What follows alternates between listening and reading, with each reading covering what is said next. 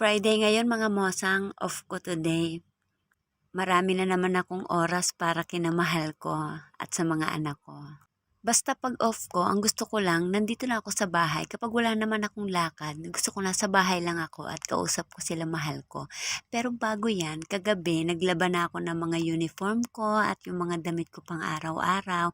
Naglaba na ako para kinabukasan na off ko, wala na akong gagawin. Pero this time, naglinis muna ako ng kwarto ko. Siyempre, punong-puno na naman ng alikabok ang ilalim ng kama ko. Alam nyo na mga mosang kung bakit punong-puno ng alikabok ang ilalim ng kama ko.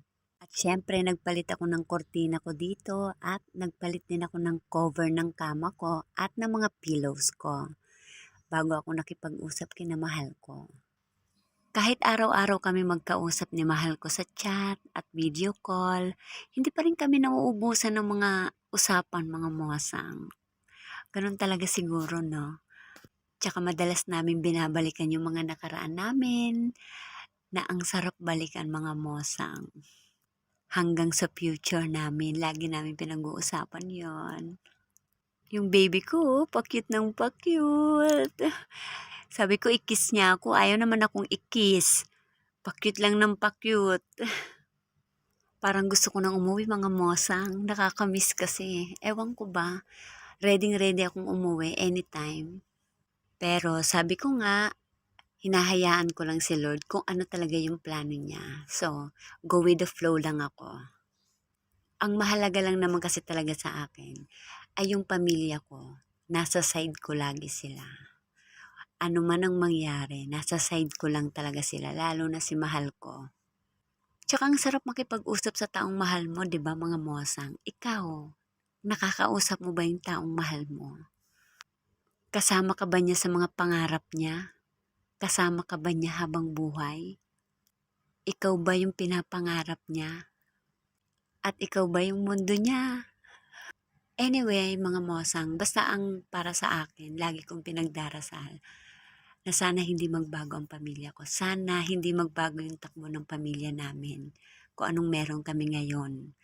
Siguro ang pwede lang magbago is yung estado ba ng buhay namin. Ganun lang naman ang pangarap namin. Pero yung pamilya na meron ako, talagang lagi kong pinagdarasal na sana stay put na siya ng ganyan.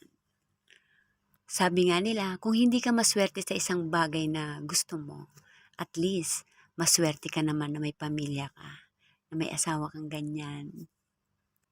Pa-cute ng pa-cute yung baby ko. Itbulaga daw kami. Pag-uwi ko, 4 years old ka na baby. Sana kilala mo pa ako. Malamang kasi lagi naman tayong magkausap sa phone.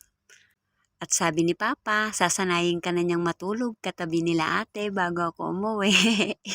Hindi ka pwede tumabi sa amin. Charot!